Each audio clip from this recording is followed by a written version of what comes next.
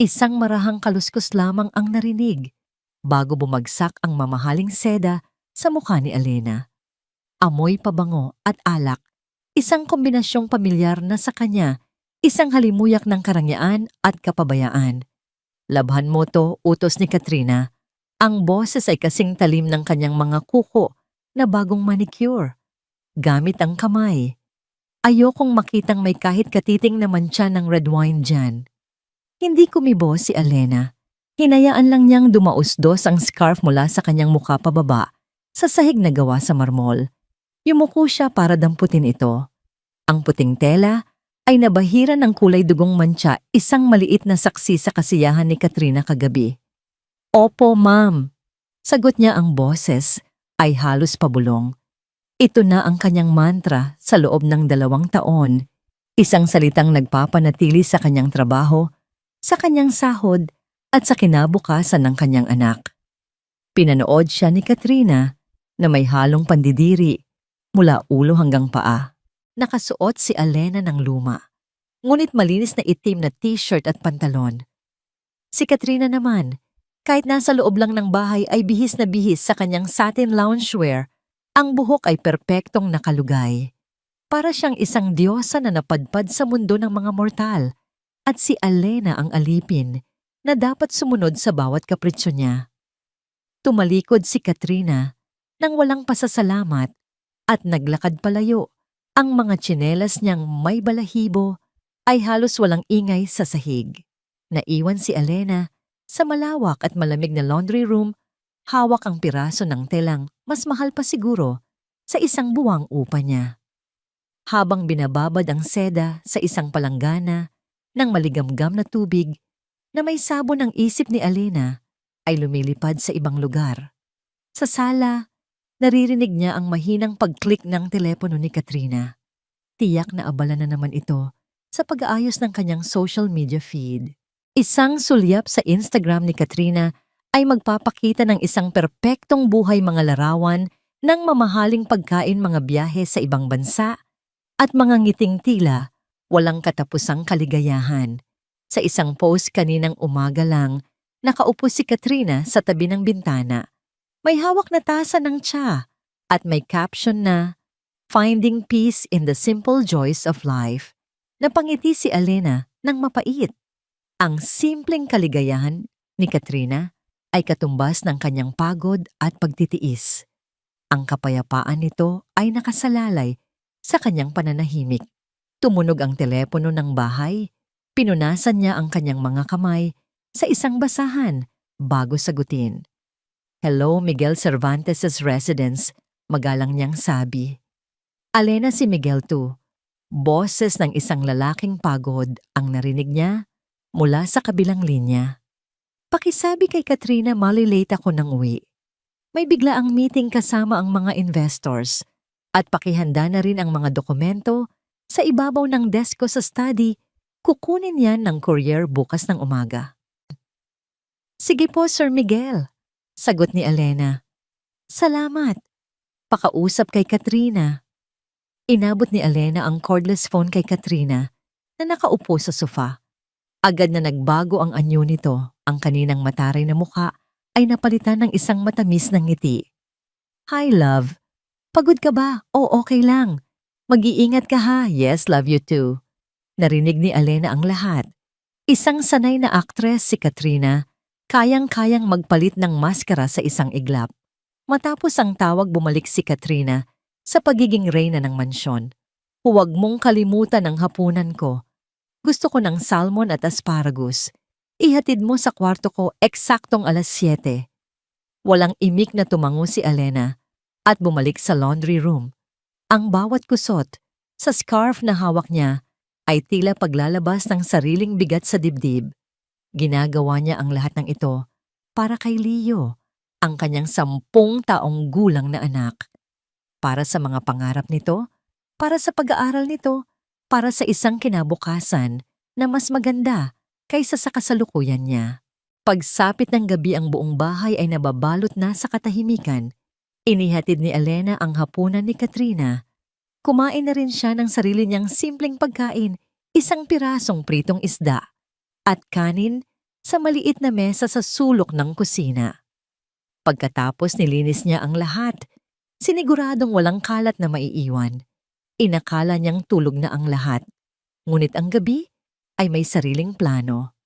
Ilang minuto bago mag-alas 11 ng gabi, isang itim na sasakyan ang pumasok sa garahe ng walang ingay.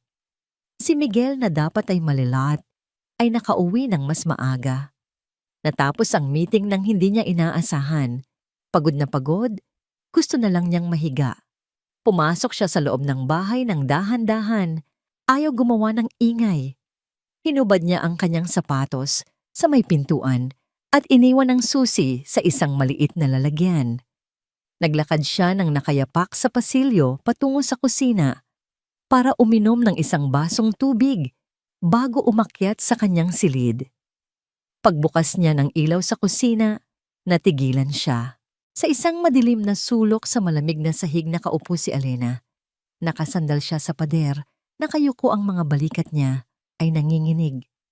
Sa isang kamay hawak niya ang isang maliit na platong plastik na may lamang kaning lamig at kaunting tirang ulam mula sa kanyang hapunan kanina. Hindi siya gumagamit ng kubyertos. Gamit ang kanyang mga daliri, isinusubo niya ang pagkain na para bang isang krimen ang kanyang ginagawa. Ngunit hindi ang pagkain ang nakapagpatigil kay Miguel. Ito ay ang mga luhang tuloy-tuloy na dumadaloy sa kanyang mga pisngi. Umiiyak si Alena habang kumakain isang tahimik na pagtangis na puno ng sakit at pagod. Nakatayo lang si Miguel doon, hindi makagalaw. Hindi niya alam kung gaano katagal. Parang isang eksena mula sa isang pelikula na hindi niya maintindihan.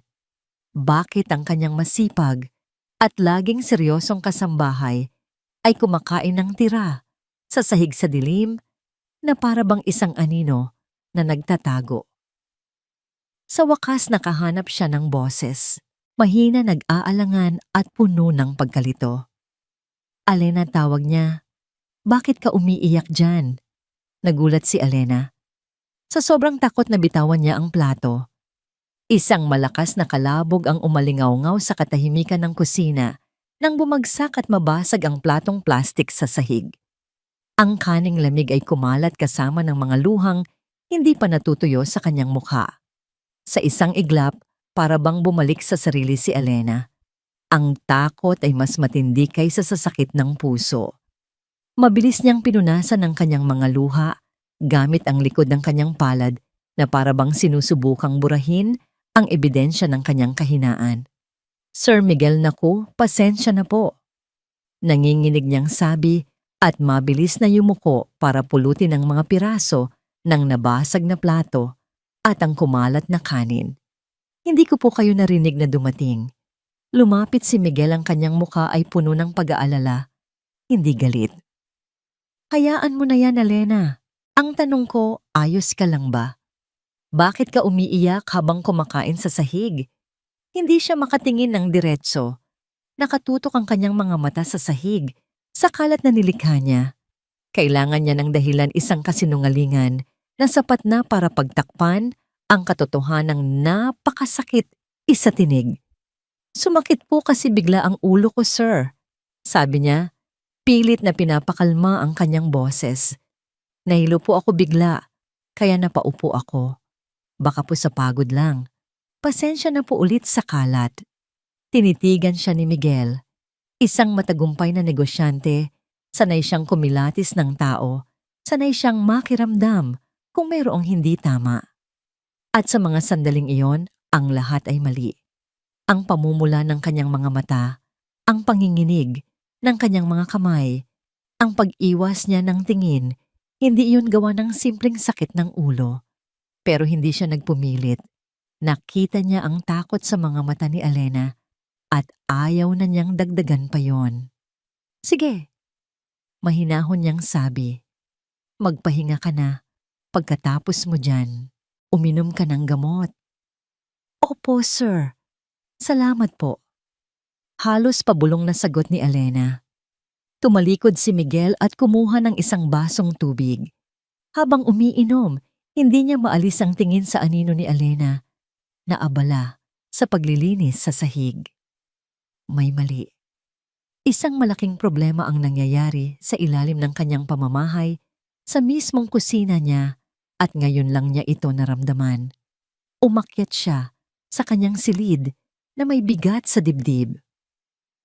Ang imahe ni Elena, malungkot nag-iisa, nasasaktan ay hindi maalis sa kanyang isipan.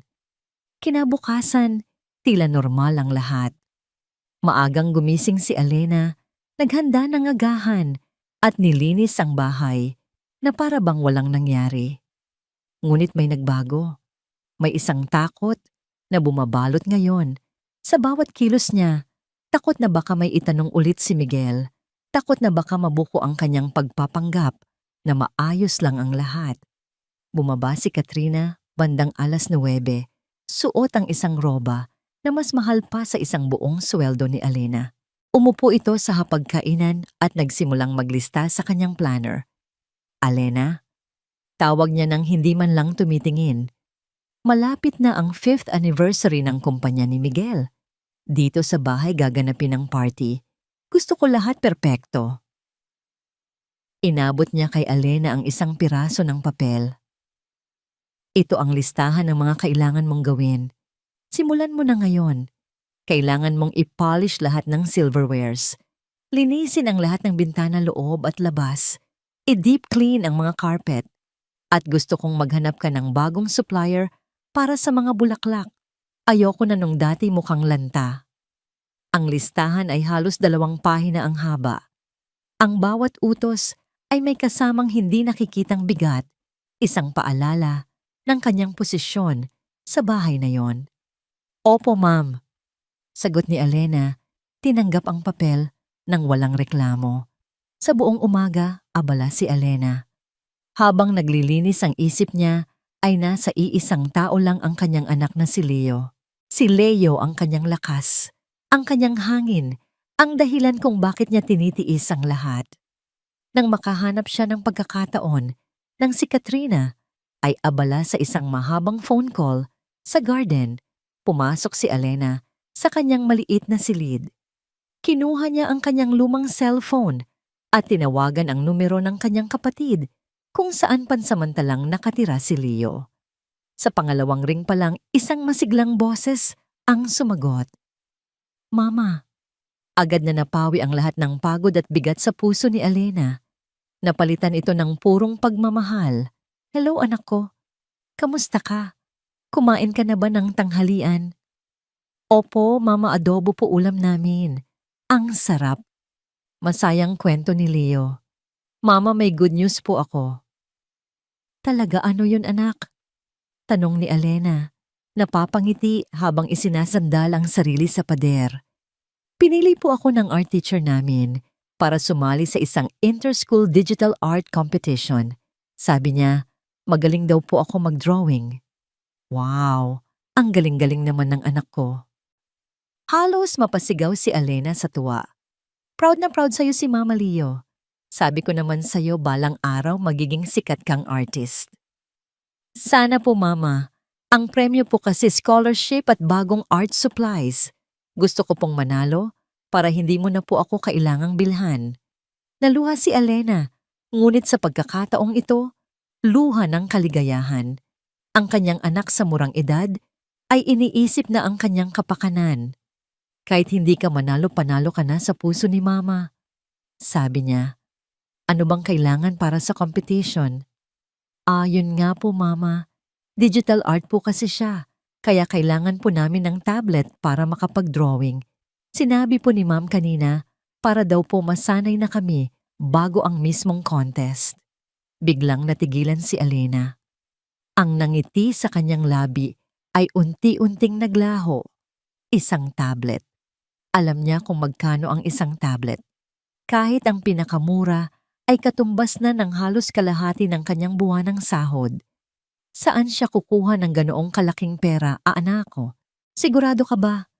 Baka pwedeng sa papel na lang muna. Nag-aalangan niyang tanong. Hindi po Mama. Sinabi po talaga ni Ma'am. Required daw po. Pero okay lang po Mama. Kung wala, sasabihin ko na lang po kay Ma'am na Huwag mabilis na putol ni Alena. Ayaw niyang maramdaman ng kanyang anak na ito ay isang pabigat. Ayaw niyang isipin ni Leo na ang mga pangarap nito ay may katumbas na presyo na hindi niya kayang bayaran. Huwag kang mag-alala anak, gagawa ng paraan si Mama. Okay, basta pagbutihin mo lang ang pagdrawing mo. Talaga po Mama Yehe. Salamat po, I love you Mama.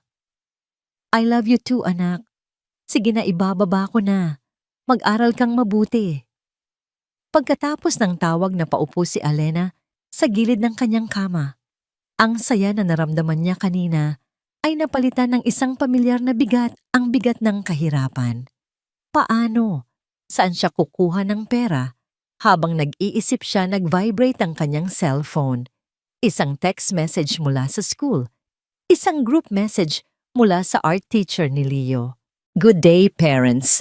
This is to formally announce that all participants for the upcoming inter-school digital art competition are required to have their own drawing tablet for the preliminary practice rounds starting next week. Thank you. Nabitawan ni Alena ang kanyang cellphone. Ang mensahe ay tila isang pader na humarang sa pangarap ng kanyang anak. At sa likod ng pader na yon, naroon siya nag-iisa, walang-wala. At hindi alam kung paano sisimulan ang pag-akyat. Ang larawan ni Alena na umiiyak sa sahig ng kusina ay tila isang multo na hindi maalis sa isipan ni Miguel. Sa bawat meeting na kanyang dinadaluhan, sa bawat dokumentong kanyang pinipirmahan, ang imahe na yon ay sumusulpot isang paalala na mayroong hidwaan sa loob ng kanyang sariling pamamahay na hindi niya napapansin. Hindi na siya bulag ngayon. Nagsimula siyang magmasid. Noong umagang yon, habang nag-aagahan sila ni Katrina, napansin niya ang maliliit na bagay. Ang paraan ng pagtawag ni Katrina kay Alena, isang pito ng daliri na para bang tumatawag ng aso. Ang pag-irap ni Katrina nang hindi sinasadyang matapunan ni Alena ng kaunting tubig ang mesa habang nagsasalin sa baso. At ang pinakamahalaga, ang reaksyon ni Alena sa lahat ng ito, isang mabilis na pagyuko, isang halos hindi marinig na sorry po, at ang agarang paglayo na para bang natatakot itong makagawa pa ng isa pang pagkakamali. Dati ang mga ito ay ingay lang sa paligid na hindi niya pinapansin. Ngayon, ang mga ito ay mga senyales, mga pulang bandila na kumakaway sa harap niya. Love, napapansin ko parang laging pagod si Alena lately. Sabi ni Miguel, sinusubukang maging kaswal habang humihigop ng kape. Baka kailangan niya ng day off. Tinaasan siya ng kilay ni Katrina. Day off, kaka-day off lang niya noong linggo. At saka, yan ba ang napapansin mo? Ang sakin naman, nagiging pabaya na siya. Tingnan mo, tong tinidor may watermark pa. Hindi ba't sinabi ko sa kanya na dapat laging pinupunasan yan bago ilagay sa mesa? Hindi na kumontra si Miguel. Pinakinggan na lang niya ang litanya ni Katrina tungkol sa mga pagkukulang daw ni Alena. Ang bawat salita ni Katrina ay hindi natunog bilang simpleng puna ng isang amo. Ito ay tunog na may halong personal na galit. Pagkaalis ni Katrina papuntang gym, nagkaroon ng pagkakataon si Miguel. Nakita niyang nagdidilig ng halaman sa hardin si Mang Tomas, ang kanilang hardinero, na halos 20 taon nang nagsisilbi sa pamilya bago pa man niya mabili ang property na yon. Si Mang Tomas ay isang taong tahimik, mapagkakatiwalaan at nakita na ang lahat. Lumabas si Miguel na may dalang isang basong malamig na tubig. Mang Tomas, pahinga muna kayo. Alok niya.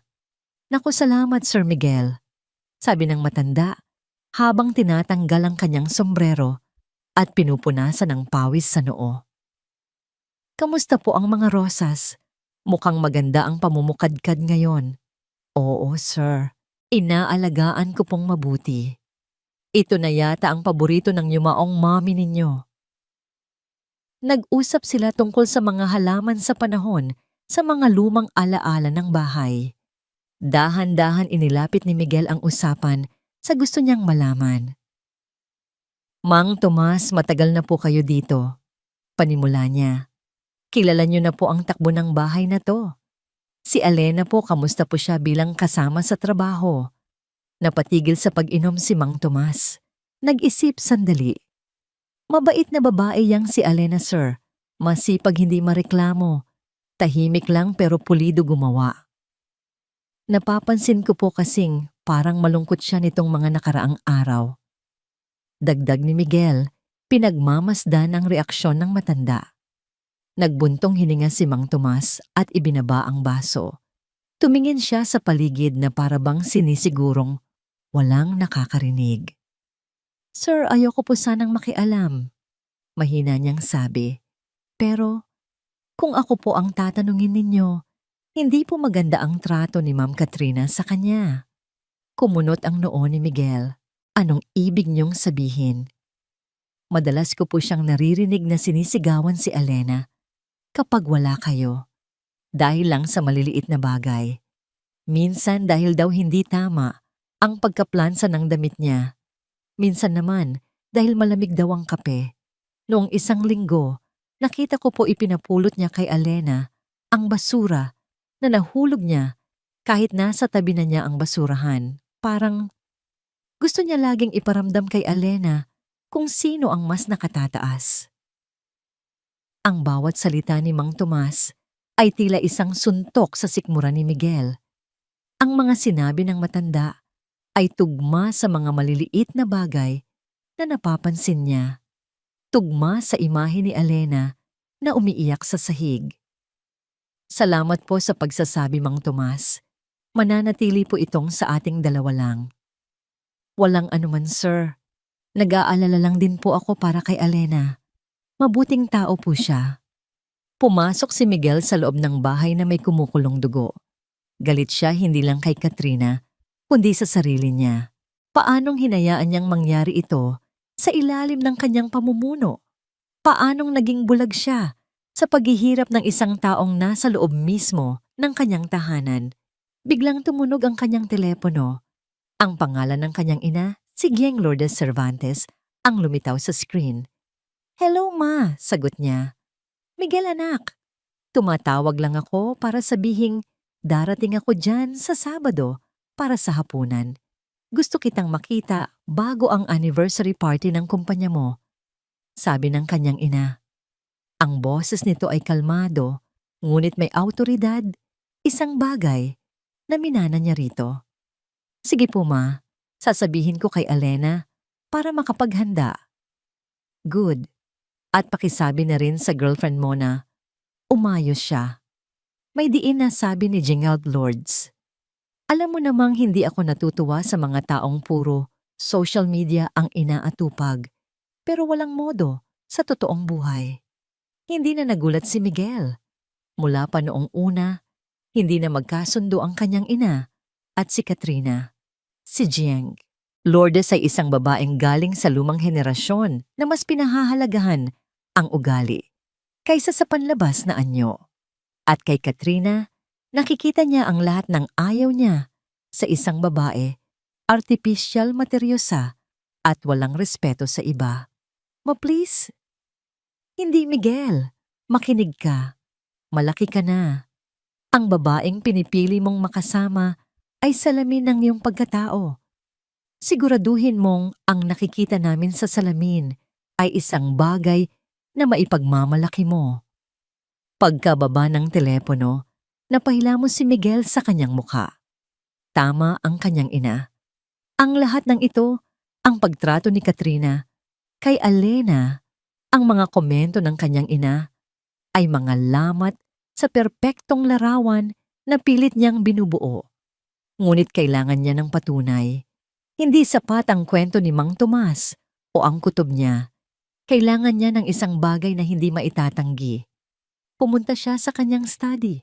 Ang buong bahay ay may naka-install na high-end security system kasama na ang ilang CCTV camera sa mga strategic na lugar sa gate sa garden sa sala at sa may pasilyo patungong kusina. Ipinakabit niya ito para sa seguridad pero hindi niya naisip na magagamit niya ito para mag-imbestiga sa sarili niyang pamilya. Umupo siya sa harap ng kanyang computer. Nanginginig ang kanyang mga kamay habang binubuksan ang software para sa security footage. Pinili niya ang camera na nakatutok sa pasilyo ng kusina. Itinipe niya ang petsa ang gabi kung kailan niya nakita si Alena. Nag-rewind siya. At doon sa itim at puting video, sa tahimik na screen, nasaksihan niya ang hindi niya dapat makita. Ang katotohanang pilit niyang iniiwasan. Ngunit ngayon, wala na siyang kawala. Ang katotohanan ay nasa harap na niya naghihintay na panoorin. Ang araw ng pahinga ni Alena ay ang kanyang sagradong araw. Ito ang nag-iisang araw sa isang linggo kung kailan hindi siya si Alena ang kasambahay, kundi si Mama. Ang biyahe mula sa malawak at tahimik na mga kalsada ng Alabang patungo sa siksikan at maingay na iskinita sa Pasay ay tila paglalakbay sa dalawang magkaibang mundo. Ngunit para sa kanya ang pag-uwi sa maliit na apartment ng kapatid niyang si Marisol ay ang tunay na pag-uwi sa paraiso.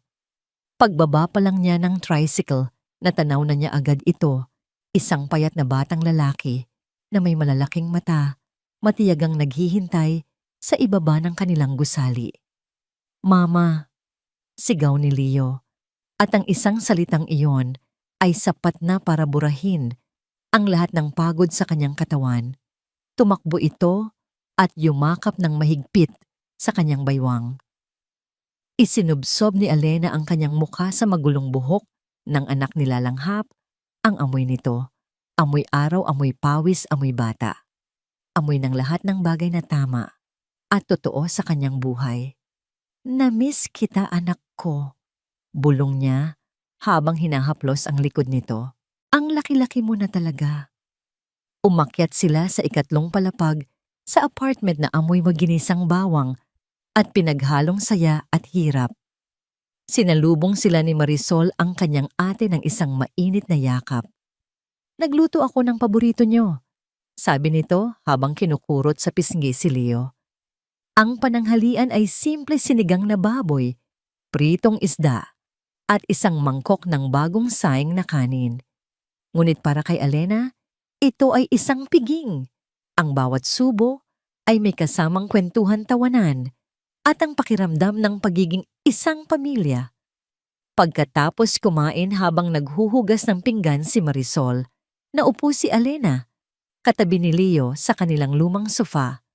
Kinuha ni Alena ang kamay ng anak para laruin, ngunit napansin niya ang isang bagay sa braso nito, isang maliit at bilugang pasa kulay lila.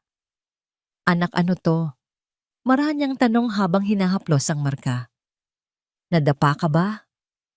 Agad na binawi ni Leo ang kanyang kamay at itinago sa likod.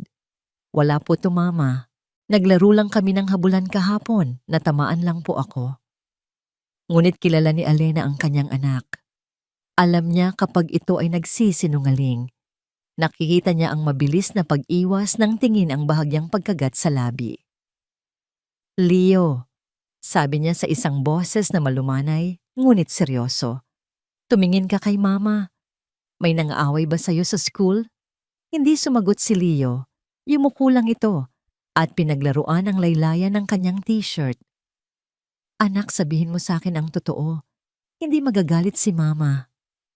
Sa wakas, pagkatapos ng ilang sandaling katahimikan, nagsalita ito, ang boses ay nanginginig.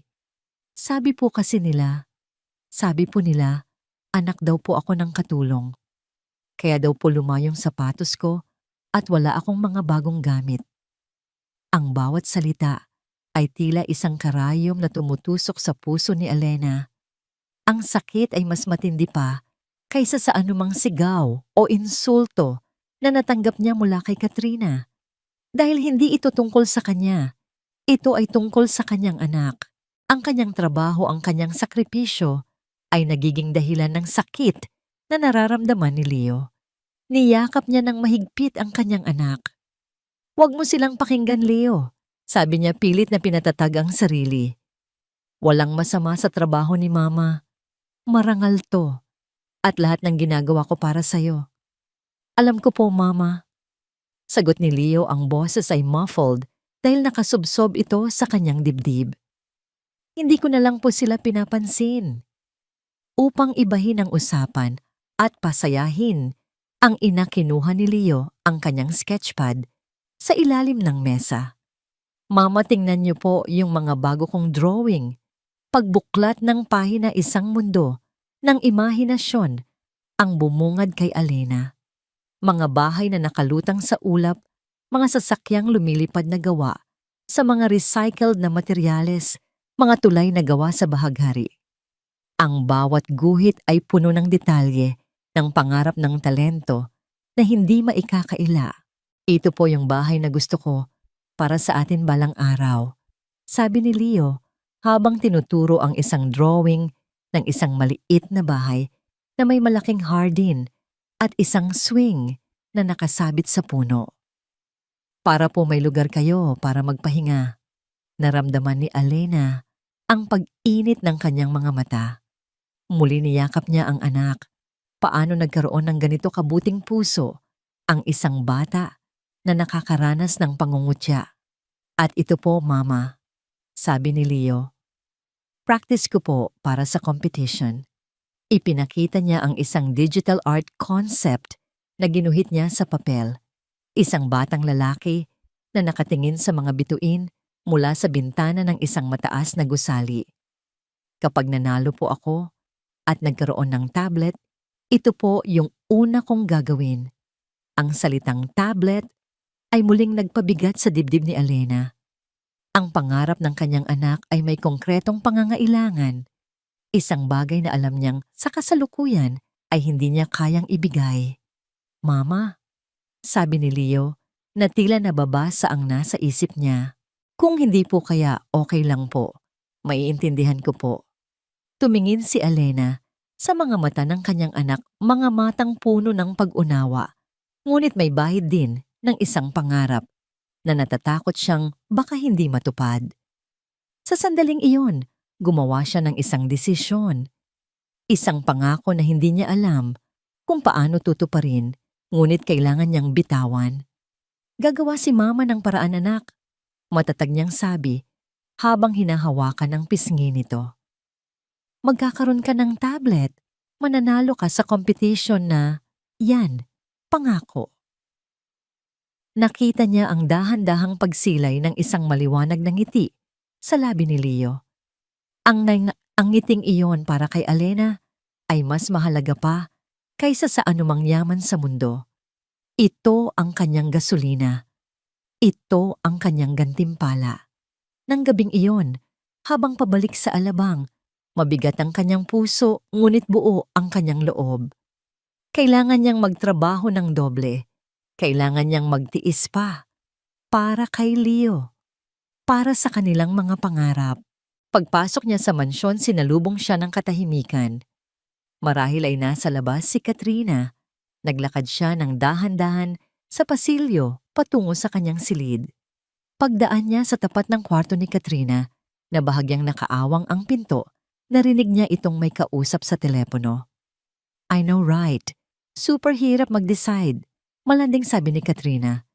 Yung bagong labas na Chanel, maganda yung kulay ay yung baby pink. Pero parang mas classic yung black. I don't know, bibilhin ko na lang yata pareho. It's only what 500,000 pesos for both peanuts. Napatigil si Alena.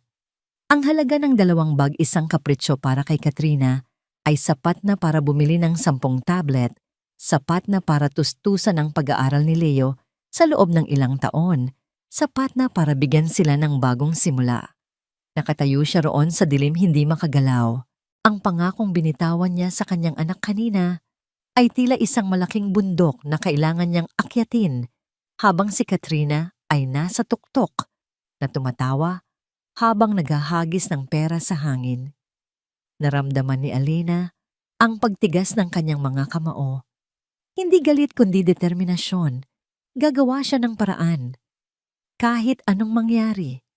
Isang Miyerkules ng hapon, isang tawag ang gumimbal sa kalmadong mundo ni Alena. Mula ito, sa school ni Leo, inaatake raw ng hika ang isa sa kanyang mga kaklase. At dahil sa emergency, kinansela ang lahat ng klase sa hapon. Kailangan niyang sunduin si Leo sa lalong madaling panahon. Nagpanik si Alena. Ang araw ng Miyerkules ay isa sa mga pinakaabala niyang araw. Ito ang araw ng general cleaning at si Katrina ay nasa bahay lang nagpaplano para sa nalalapit na party. Paano siya magpapaalam, nilakasan niya ang kanyang loob. Kinatok niya ang pinto ng master's bedroom kung saan naroon si Katrina abala sa pagpili ng mga damit online. "Ma'am Katrina," sabi niya nang magbukas ang pinto. "Pasensya na po sa abala. Tumawag po ang school ni Leo, kailangan ko po siyang sunduin ngayon na. May emergency daw po." Tinaasan siya ng kilay ni Katrina. Ang muka ay hindi maitago ang inis. "At saan mo naman siya dadalhin dito?" Kung okay lang po sana, ma'am." Nag-aalangang, sabi ni Alena. "Ilang oras lang po. Pagsundo ko, didiretso po kami agad sa kapatid ko. Hindi po siya gagawa ng ingay, pangako po." Nagbuntong hininga si Katrina na para bang pinapasan niya ang lahat ng problema sa mundo. "Fine, pero siguraduhin mong hindi siya magkikilos bata dito. This is not a playground at ayokong makakita ng kahit anong kalat." "Opo, ma'am. Maraming salamat po." Mabilis na umalis si Alena.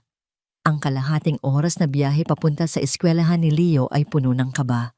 Pagdating niya roon, nakita niya ang anak na nag-iisang nakaupo sa isang bench. Malapit sa gate, yakap-yakap ang kanyang bag. "Mama," sabi nito, halatang nabunutan ng tinik sa dibdib nang makita siya. "Okay ka lang, anak? Pasensya na na-traffic si mama." "Okay lang po. Kinabahan po ako, akala ko walang susundo sa akin." "Hinding-hindi mangyayari yun," sabi ni Alena habang inaayos ang buhok ng anak. "Halika na. Pero sa trabaho muna tayo ni mama. Dadaan ha. Mga 1 oras lang. Tapos ihahatid na kita kay Tita Marisol mo." Pumayag si Leo. Pagdating nila sa mansyon, na mangha ang bata sa laki at ganda nito. Para itong isang palasyo na nakikita lang niya sa mga pelikula. "Dito lang tayo sa kusina, anak," bulong ni Alena. "Huwag kang aalis dito ha. Mag-drawing ka muna habang tinatapos ko lang ang trabaho ko." Inilabas ni Leo ang kanyang sketchpad at mga lapis at tahimik na naupo sa isang maliit na upuan sa sulok. Si Alena naman ay bumalik sa paglilinis. Sa unang kalahating oras, payapa ang lahat. Si Katrina ay nanatili sa kanyang silid. Ngunit ang kapayapaan ay panandalian lamang. Bumaba si Katrina bihis na para sa isang importanteng video call.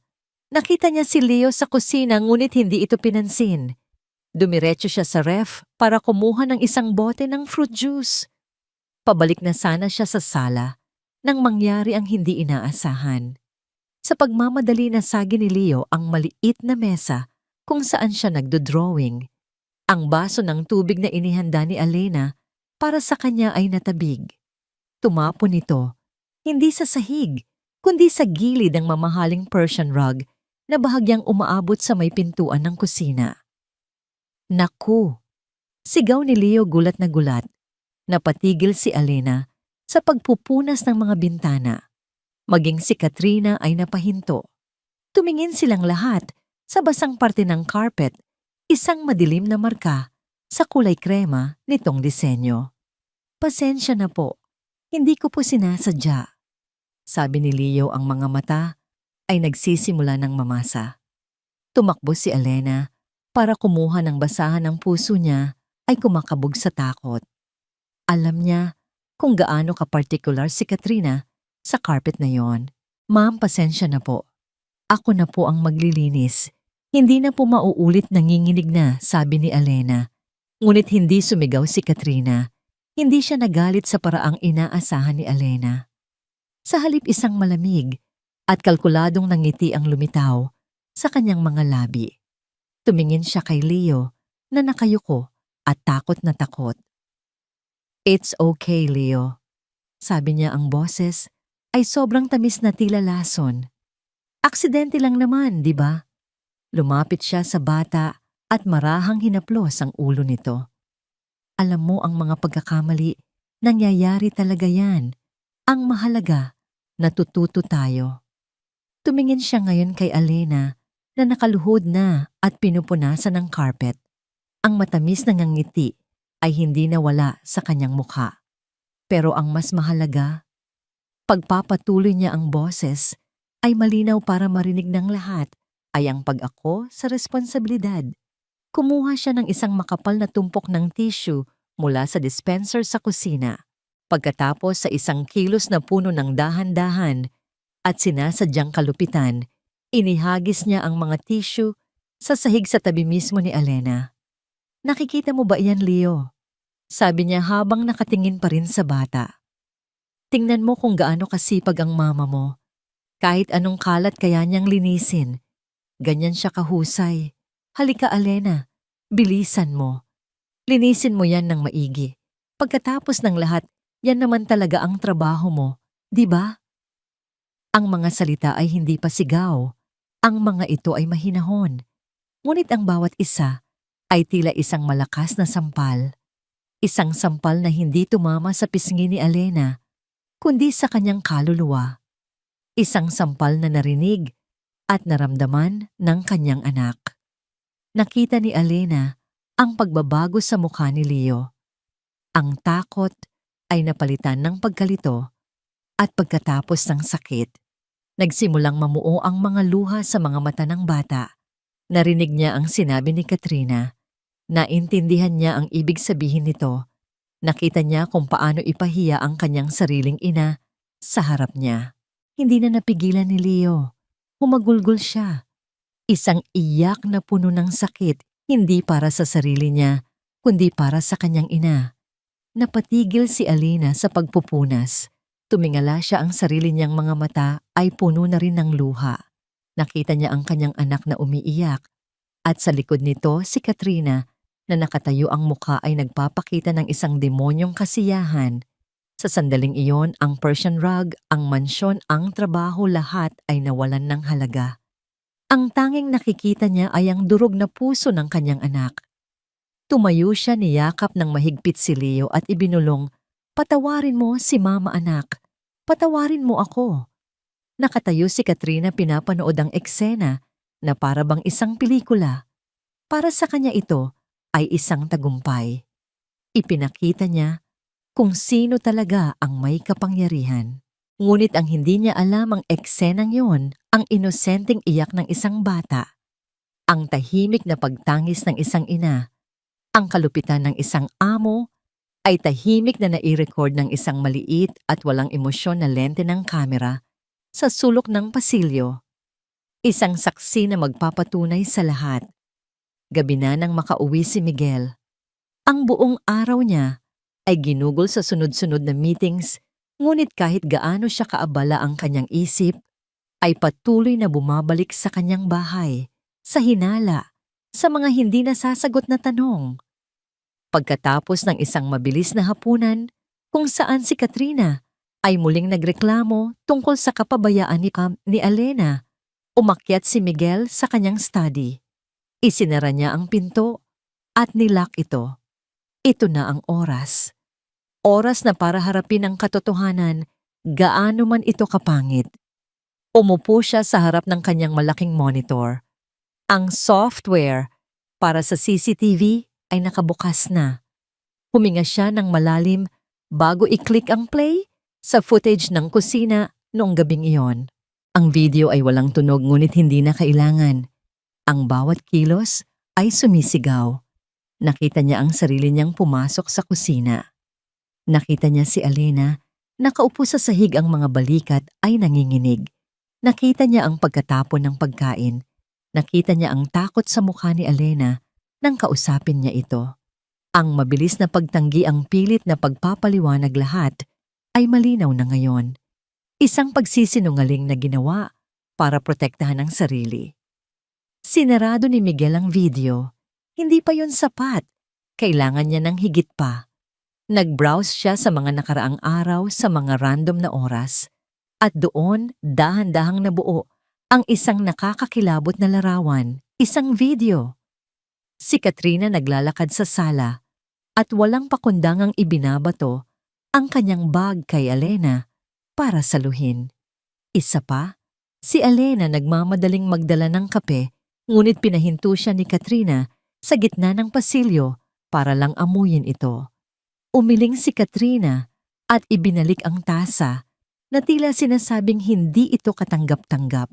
At isa pa si Katrina, naguutos habang nakaturo ang daliri sa mukha ni Alena na nakayukulang at tumatango. Ang bawat eksena ay tila isang maliit na hiwa ng kutsilyo sa puso ni Miguel. Isang pagpapakita ng kalupitan na nangyayari araw-araw sa ilalim ng kanyang pamumuno na hindi niya namamalayan. Ang bawat eksena ay tila isang maliit na hiwa ng kutsilyo sa puso ni Miguel. Isang pagpapakita ng kalupitan na nangyayari sa tuwing siya ay nakatalikod. Ngunit wala sa mga ito ang naghanda sa kanya para sa susunod niyang makikita. Inilipat niya ang petsa sa araw ng Miyerkules, kahapon lang.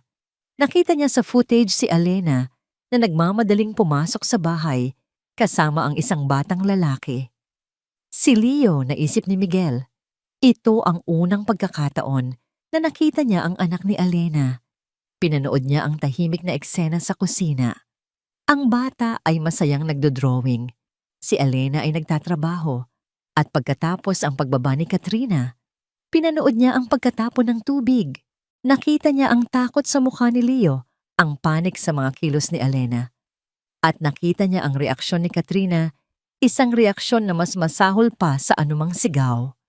Ang malanding ngiti, ang dahan-dahang paghagis ng tissue sa sahig. Ang paraan ng pagturo nito kay Alena na para bang isang palabas. At ang pinakamasakit sa lahat, ang pag-agos ng luha sa mga pisngi ng bata. Sa sandaling iyon kumuyom ang mga kamao ni Miguel. Nagngangalit ang kanyang mga panga. Isang alon ng purong galit, isang galit na hindi niya pa naramdaman kailanman ang bumalot sa kanya. Isa na itong bagay na personal. Hindi na ito tungkol sa isang amo at isang empleyado. Ito ay tungkol sa isang babaeng ginagamit ang kanyang kapangyarihan para saktan ang isang ina sa harap mismo ng kanyang walang malay na anak. Hindi na niya kaya. Masyado nang masakit panoorin. Isinara niya ang video player at marahas na tumayo. Kailangan niya ng hangin. Pakiramdam niya ay masusuka siya sa galit at sa pagkadismaya sa sarili. Paano niya minahal ang isang halimaw? Naglakad siya palabas ng study, ang isip ay gulong-gulo. Habang dumaraan siya sa pasilyo, narinig niya ang boses ni Katrina mula sa silid nito. Bahagyang nakaawang ang pinto. May kausap ito sa telepono at dahil sa galit, malakas ang boses nito. Oo nga girl, nakakainis. As in super, reklamo ni Katrina sa kausap. Can you believe it? Ipinagtanggol na naman niya yung katulong kesyo pagod daw. For all I know, nag-ini-inarte lang yun para makuha ang simpatsya niya. Napatigil si Miguel sa labas ng pinto, nakatago sa dilim. Ay ewan ko ba dyan kay Miguel? Pagpapatuloy ni Katrina na may halong tawa. Masyadong mabait. Minsan parang ang dali-daling utuin. Pero yun na rin ang maganda. Di ba madaling paikutin? Narinig ni Miguel ang halakhak nito mula sa kabilang linya. Basta makuha ko lang tong trip to Europe na hinihiling ko after ng anniversary party, bahala na siya. Konting arte at paglalambing lang naman ang katapat ng lalaking yan. He is so predictable. Sapat na. Hindi na kailangan ni Miguel ng iba pang marinig. Ang bawat salita ay isang kumpirmasyon. Ang pag-ibig na inakala niyang totoo ay isa lamang palang transaksyon. Siya ay isang kasangkapan, isang hagdanan para sa marangyang buhay na gusto ni Katrina. At si Alena, ang inosenteng biktima sa larong ito. Tumalikod si Miguel ng walang ingay. Ang galit sa kanyang puso ay napalitan ng isang malamig at matatag na desisyon. Alam na niya ang kailangan niyang gawin. Hindi na ito maaaring ipagpabukas. Tapos na ang laro. Bumalik siya sa kanyang study at isinara ang pinto.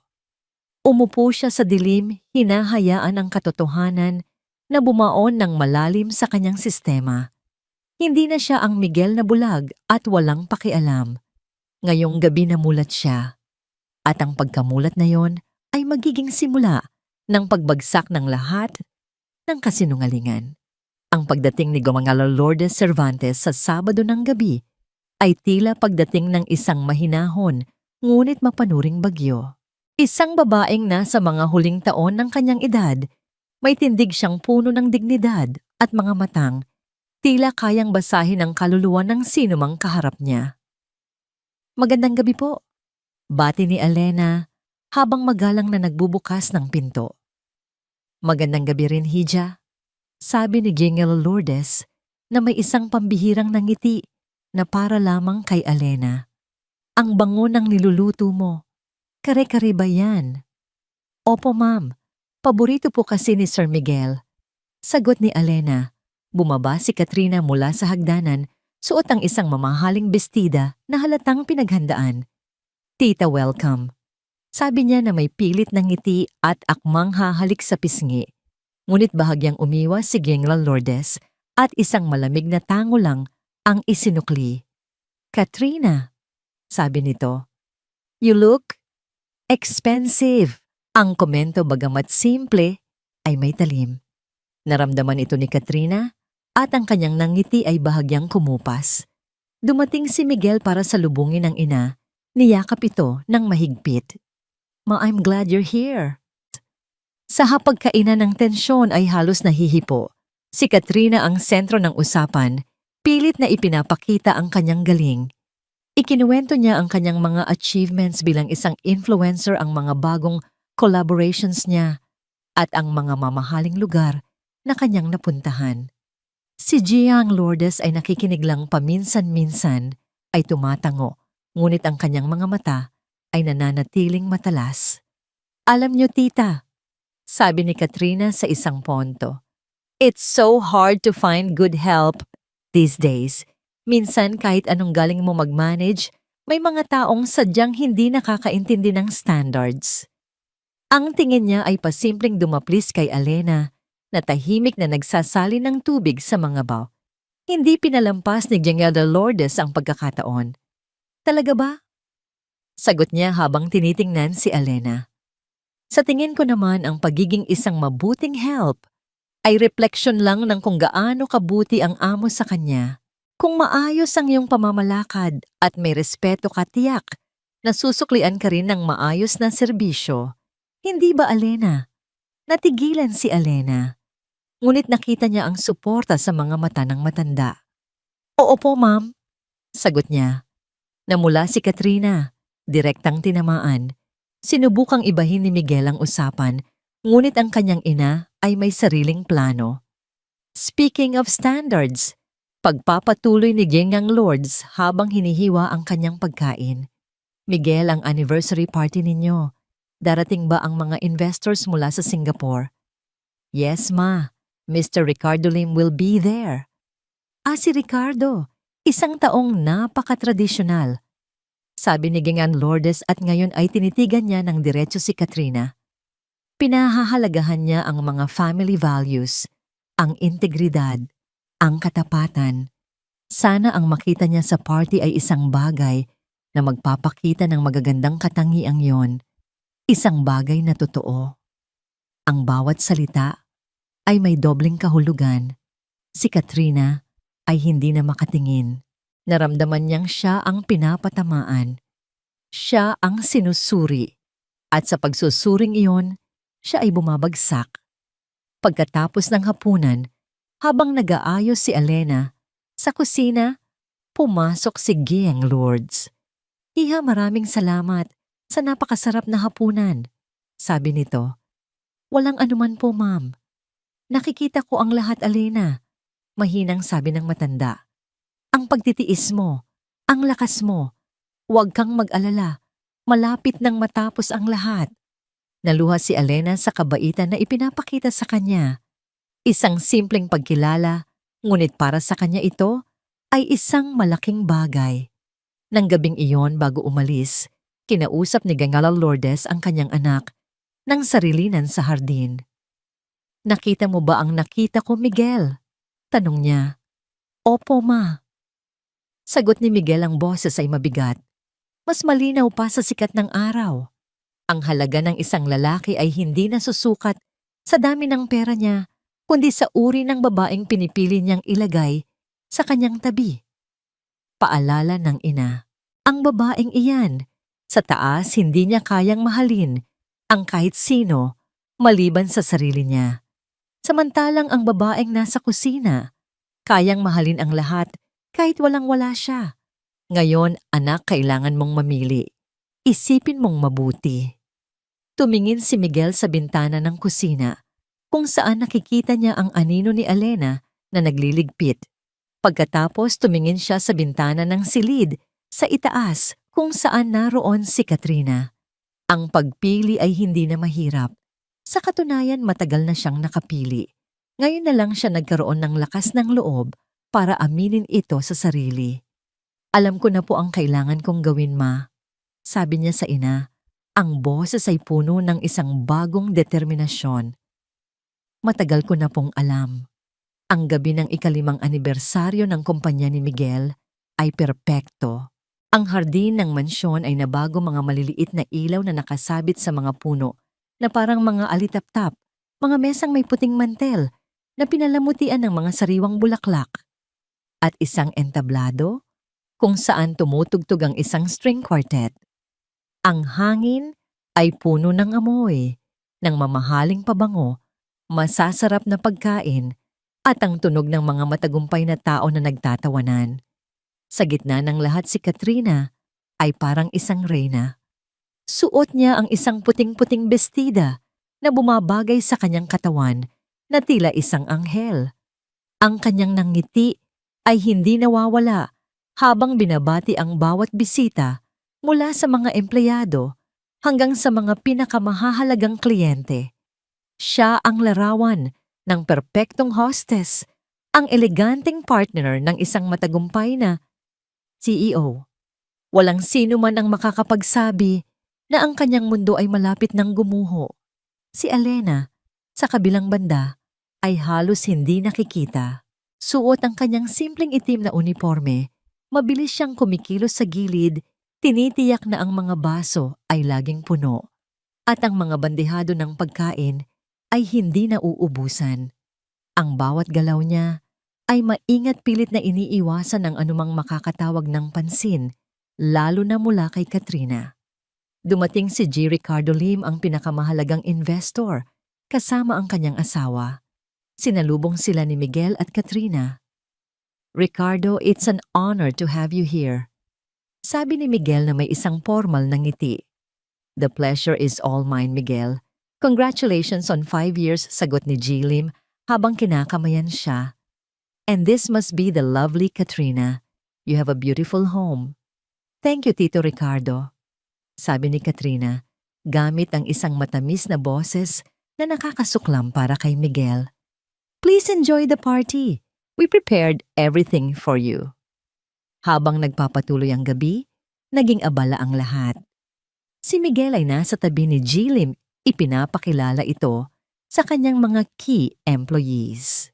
Si Katrina naman ay abala sa pag-post sa kanyang Instagram story, ipinapakita sa buong mundo ang perfect party na kanyang inorganisa.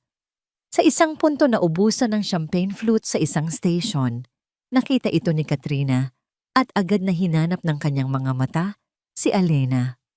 "Alena," sigaw niya, medyo mas malakas kaysa sa nararapat na nakuha ang atensyon ng ilang bisita na malapit sa kanila. "Ano ba?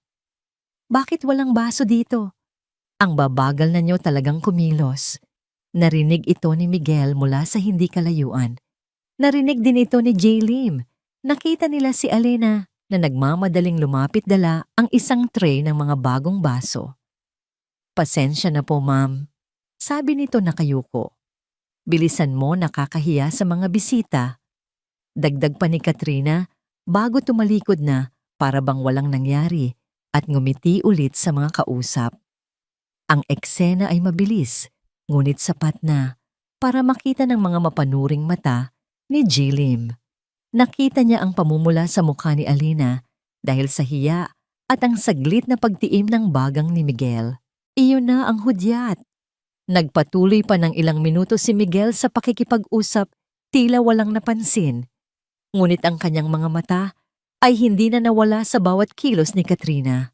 Naghihintay siya ng tamang sandali. At dumating ito. Kumuha si G. Lim ng isang kanape mula sa isang dumaraang bandehado na dala ni Alena. "This is delicious," sabi niya.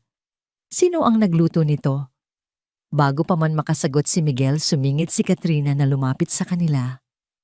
"Ako po ang nag-isip ng menu, tito," sabi niya na may halong pagmamalaki. "I made sure everything is up to your standards." Hindi na napigilan ni Miguel, ito na. "Talaga ba, Katrina?" Sabi ni Miguel, ang boses ay kalmado, ngunit may bigat na nagpatigil sa lahat ng malapit sa kanila. "Ikaw ang nag-isip ng menu? O ikaw lang ang kumain ng unang tikim pagkatapos itong ihanda ni Alena sa kusina?" Natigilan si Katrina. "What are you talking about, love?" "Huwag mo akong tawaging love," sabi ni Miguel, ang kanyang mga mata ay malamig na parang yelo.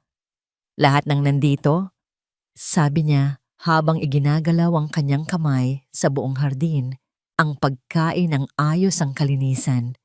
Lahat yan ay gawa ng mga taong pinagpaguran ito, mga taong tulad ni Alena na kahit kailan ay hindi mo binigyan ng kahit katiting na respeto." Ang mga bisita ay nagsimulang magbulungan. Si G. Lim at ang kanyang asawa ay tahimik na nanonood. "Miguel, lasing ka ba? You're making a scene." Nanginginig na, sabi ni Katrina. "Ako o ikaw na sa loob ng 2 taon ay gumawa ng isang malaking pagtatanghal sa bahay na to." Lumapit si Miguel sa kanya. Ang pagtatanghal ng isang perpektong girlfriend habang sa likod ng mga kamera, tinatrato mo ang mga tao na parang basura. "That's not true. Sinisiraan mo ako." Sigaw ni Katrina, ang kanyang mukha ay namumutla. Tumingin siya kay Alena na nakatayo sa gilid, takot na takot. "Ikaw, may sinabi ka sa kanya, no, mang-agaw ka." Sa halip na sumagot, kinuha ni Miguel ang isang baso ng red wine mula sa isang mesa. "Alam na niyo," sabi niya sa lahat ng nakikinig. Si Katrina ay mahilig sa mga bagay na maganda. Mahilig siya sa mga bagay na puro at walang bahid. Naglakad siya palapit kay Katrina. Ang lahat ay napigil ang hininga. Ngunit ang problema sa mga kasinungalingan, pagpapatuloy niya habang tinititigan ng diretso sa mga mata si Katrina, ay kahit gaano mo ito subukang pagandahin, sa huli lalabas at lalabas din ang tunay na kulay. At sa isang mabilis ngunit kontroladong kilos, ibinuhos niya ang laman ng baso sa puting-puting bestida ni Katrina. Isang kolektibong gasp ang narinig mula sa mga bisita. Ang red wine ay kumalat sa mamahaling tela, isang malaking mantsa ng dugo sa kanyang pekeng kadalisayan. "Hindi ka nababagay sa kulay puti, Katrina," mahinahon na sabi ni Miguel. "Dahil ang kalooban mo ay mas madumi pa kaysa sa anumang mantsa na kayang linisin ni Alena." Nakatayo si Katrina roon, hindi makagalaw, basang-basa sa alak at kahihiyan. Ang kanyang perpektong gabi, ang kanyang perpektong imahe, ay nawasak sa harap ng lahat. Ang mga luha ng galit at pagkatalo ay nagsimulang tumulo mula sa kanyang mga mata. "Tapos na ang party mo," sabi ni Miguel. Ang bawat salita ay tila isang pako sa kanyang kabaong.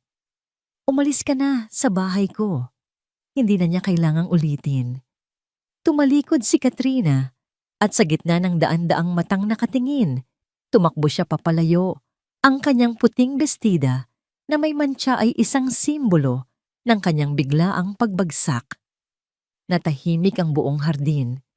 Dahan-dahang lumingon si Miguel kay G. Ricardo Lim na nakatayo lang doon, hindi nagulat. Sa halip, isang bahagyang ngiti ng pag-apruba ang lumitaw sa labi ng matandang investor.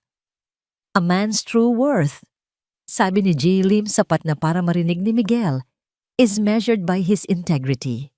Congratulations, Miguel. You just passed the test. Ang party ay natapos ng mas maaga kaysa sa inaasahan.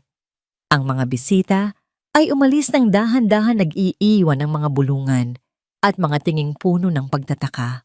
Ang dating masayang hardin ay nabalot ngayon ng isang kakaibang katahimikan na binabasag lamang ng mahinang tunog ng mga kubyertos na nililigpit ng catering staff. Naiwan si Miguel at Alena sa gitna ng lahat. Si Alena ay nakatayo pa rin sa gilid sa tabi ng isang puno, nanginginig pa rin sa mga nangyari. Ang kanyang isip ay hindi pa rin lubusang maintindihan ang lahat. Ang babaeng umapi sa kanya sa loob ng 2 taon ay wala na ipinahiya sa harap ng maraming tao at ipinagtanggol siya ng lalaking kanyang pinagsisilbihan. Ang lahat ay parang isang panaginip o isang bangungot na hindi niya alam kung paano tatapusin. Si Miguel naman, pagkatapos ihatid ang mga huling bisita, ay bumalik sa hardin. Ang galit na naramdaman niya kanina ay napalitan na ng isang malalim na pagod. Tumingin siya sa paligid sa mga natirang pagkain sa mga basong walang laman. Ang lahat ng ito ay tila simbolo ng isang buhay na puno ng pagkukunwari, isang buhay na sa wakas ay winakasanan niya. Naglakad siya palapit kay Alena na nakayuko at nakatingin sa kanyang mga kamay. Bawat hakbang niya ay maingat na para bang lumalakad sa isang napakaselang lugar. Alena, mahina niyang tawag. Dahan-dahang tumingala si Alna. Ang kanyang mga mata ay puno ng isang pinaghalong emosyon, gulat, takot, at isang bagay na hindi pa kayang pangalanan ni Miguel. Ayos ka lang ba? Tanong niya. Umiling si Alena. Bakit? Bakit niyo po ginawa yun, sir? Ang nanginginig niyang tanong. Hindi niyo po kailangang gawin yun. Makakahanap pa po ako ng ibang trabaho. Sa isip niya ang ginawa ni Miguel ay isang sakripisyo. Isang sakripisyo na magdudulot ng gulo sa buhay nito at siya ang dahilan. Hindi ito tungkol sa trabaho mo, Alena? Sabi ni Miguel, ang boses ay seryoso. Ito ay tungkol sa tama.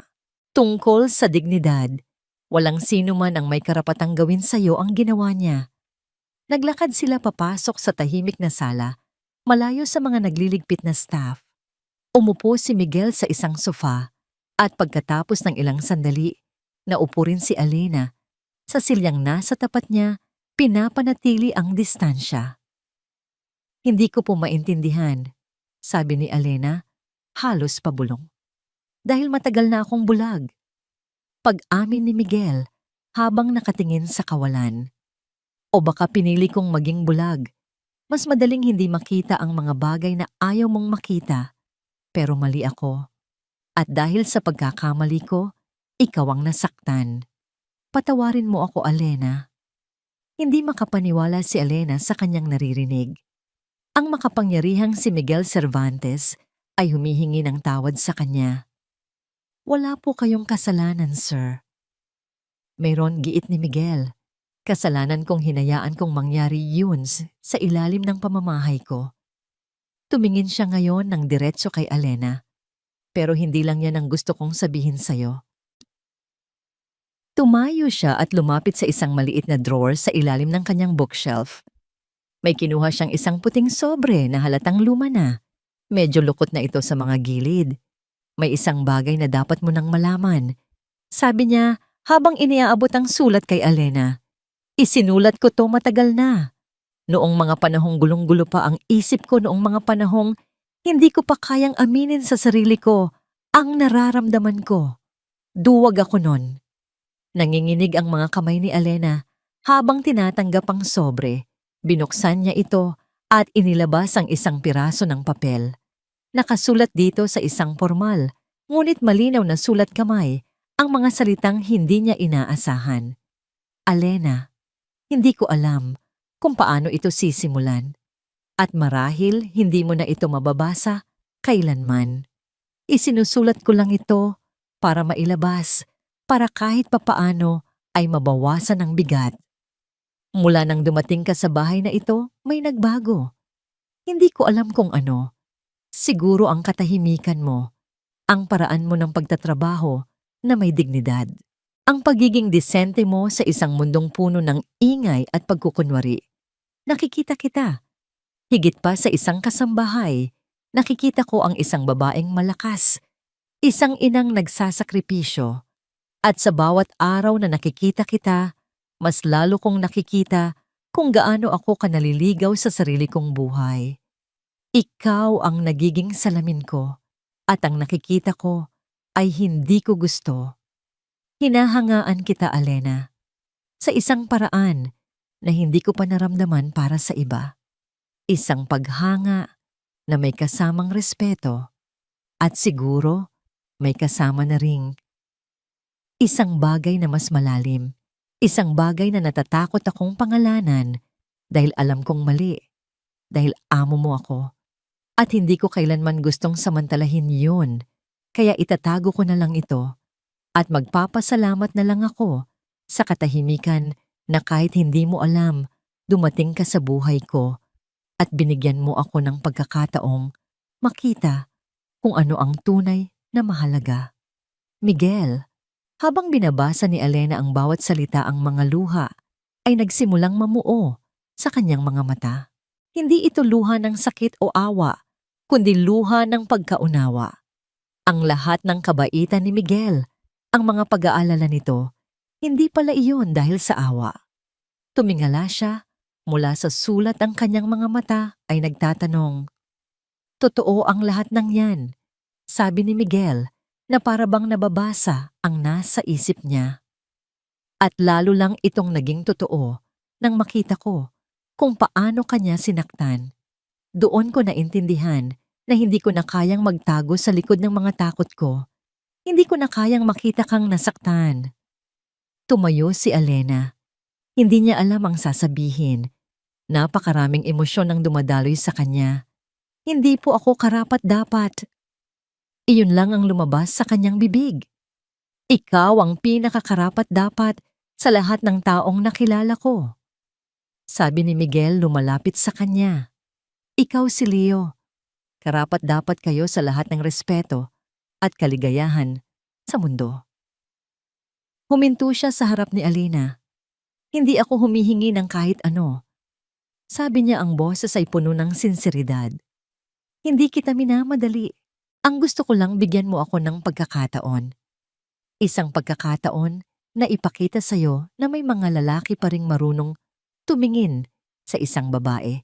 Hindi dahil sa kung anong meron siya, kundi dahil na kung sino siya. Tumingin si Alena sa mga mata ni Miguel. Sa unang pagkakataon, wala siyang nakitang amo. Ang nakita niya ay isang lalaki. Isang lalaking nagkamali. Isang lalaking nasaktan. Isang lalaking handang magbago. Hindi siya sumagot. Sa halip sa isang kilos na hindi niya rin inaasahan, dahan-dahan niyang inilagay ang kanyang kamay sa ibabaw ng kamay ni Miguel na nakahawak sa sulat. Isang simpleng dampi, ngunit sa katahimikan ng gabing iyon, sa gitna ng mga guho ng isang pekeng relasyon, ang dampi na yon ay sapat na. Isang pangako ng isang bagong simula. Isang simula na isusulat nilang dalawa ng magkasama. Lumipas ang ilang linggo. Ang malaking mansyon sa Alabang, na dating puno ng tensyon at takot, ay tila humihinga na ngayon ng mas maluwag. Ang mabigat na anino ni Katrina ay tuluyan ng naglaho at ang katahimikan na naiwan ay hindi na nakakabingi kundi payapa.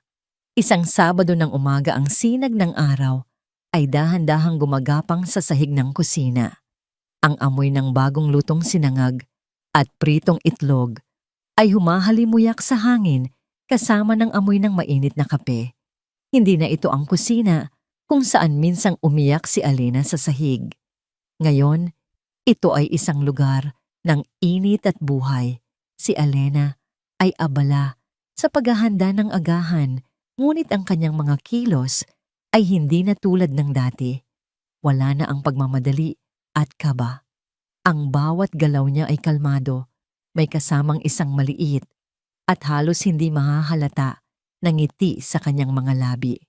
Mama, mas masarap po ba kung lalagyan natin ng keso sa ibabaw?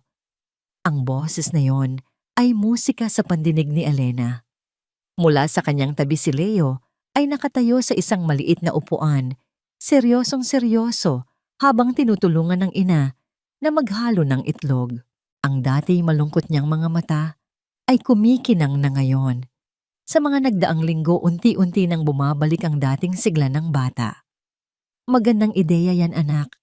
Nakangiting sabi ni Elena. Ikaw na ang bahalang maglagay. Masayang kumuha ng ginadgad na keso si Leo at maingat itong ibinuhos sa kawali. Ilang sandali pa pumasok si Miguel sa kusina. Hindi na siya nakasuot ng kanyang mamahaling business suit. Isang simpleng t-shirt at shorts lang ang suot niya. Ang kunot sa kanyang noo na tila laging naroon dahil sa stress sa trabaho ay nawala na. Good morning, chefs! Bati niya at ginulo ang buhok ni Leo. Mukhang masarap yan ah.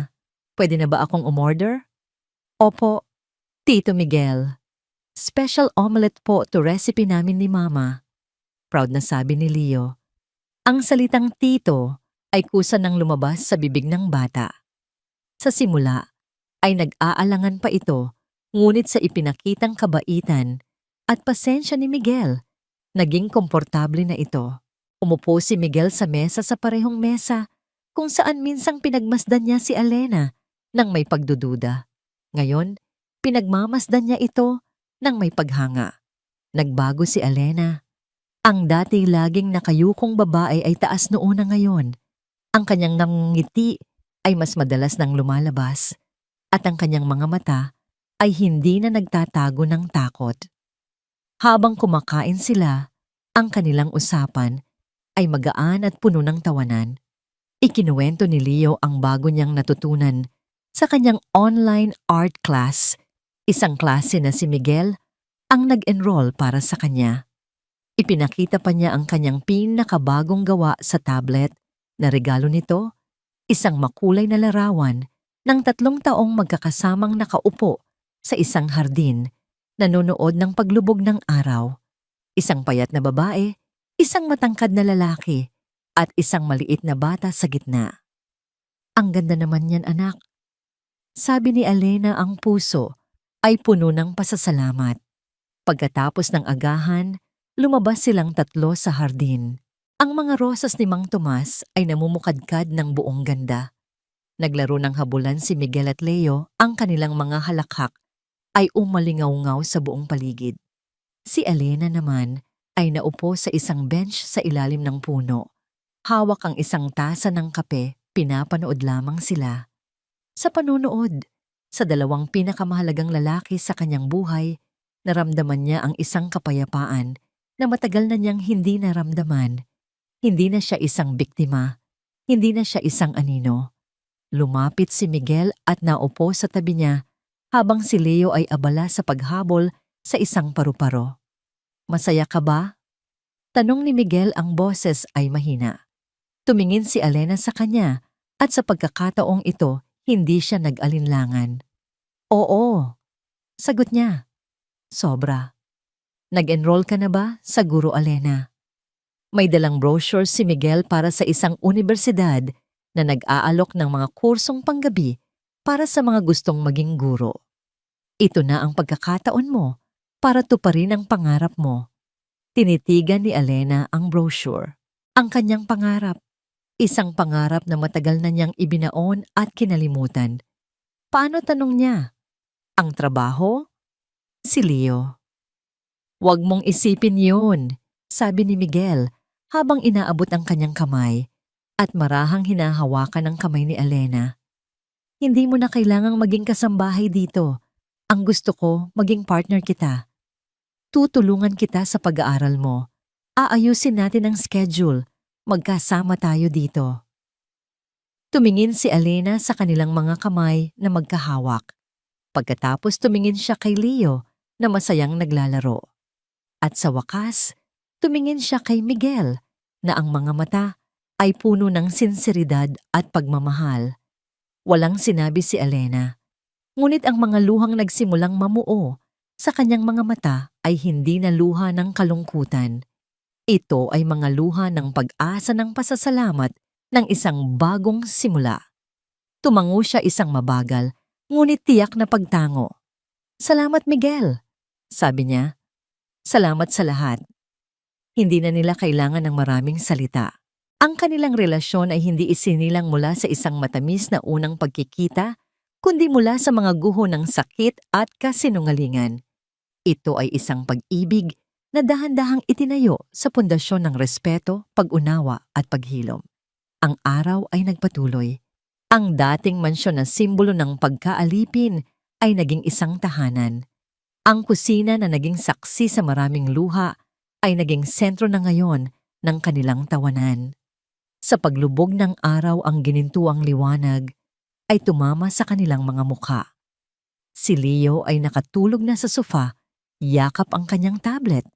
Si Miguel at Alena ay magkatabing nakaupo sa hardin tahimik na pinapanood ang pagbabago ng kulay ng langit. Walang nakakaalam kung ano ang eksaktong dala ng bukas. Ngunit sa sandaling iyon, sapat na ang kanilang kasalukuyan. Sapat na ang kapayapaan. Sapat na ang pagmamahal. Para kay Alena ito ang tunay na kahulugan ng pagiging blessed. Hindi ang mga mamahaling bagay o ang perpektong larawan sa social media, kundi ang simpleng kaligayahan ng isang bagong umaga. Lumipas ang 3 buwan. Ang buhay sa mansyon ay nagkaroon ng isang bagong ritmo, isang ritmong payapa, masaya at puno ng pag-asa. Tuwing umaga ang bahay ay nagigising sa halakhak ni Leo na ngayon ay mas madalas nang tumatawa. Sa gabi naman nababalot ito ng tahimik na pag-aaral kung saan si Alena ay abala sa kanyang mga libro habang si Miguel naman ay tinutulungan si Leo sa mga assignments nito. Para kay Alena ang bawat araw ay isang regalo. Nagsimula na siya sa kanyang kursong panggabing education sa isang kalapit na kolehiyo. Sa unang linggo, pakiramdam niya ay isa siyang dayuhan. Napapaligiran siya ng mga kaklaseng mas bata sa kanyang mga kabataang puno ng pangarap at walang daladalang bigat ng nakaraan. Madalas nararamdaman niya ang mga tingin ang mga bulungan. Sino yan? Bakit ngayon lang siya nag-aral? Ngunit sa tuwing nararamdaman niya ang pagdududa sa sarili, iniisip niya ang ngiti ni Miguel at ang tiwala sa mga mata ni Leo. Kaya mo yan. Lagi niyang bulong sa sarili. Para sa kanila. Para sa sarili mo. Si Miguel sa kabilang banda ay tila isang bagong tao. Mas madalas na siyang umuuwi ng maaga at ang mga weekend ay inilalaan niya para sa kanilang dalawa ni Leo. Ang stress sa trabaho ay nandoon pa rin, ngunit hindi na nito kayang sakupin ang kanyang buong pagkatao. Natagpuan niya ang isang balanse, isang uri ng kaligayahan na hindi kayang bilhin ng pera. Ngunit ang kaligayahan tulad ng isang babasaging figurin ay napakasilang. At ang mga anino ng nakaraan ay may sariling paraan para maghanap ng mga lamat. Isang gabi habang nag-i-scroll si Miguel sa kanyang social media feed, isang video ang biglang lumitaw. Ito ay mula sa isang sikat na tea o chismis account. Ang thumbnail isang larawan ni Katrina ang mga mata ay namumugto ang makeup ay bahagyang kumalat. Ang pamagat, Influencer Katrina Reyes, binasag ang katahimikan ang buong katotohanan sa likod ng perfect relationship.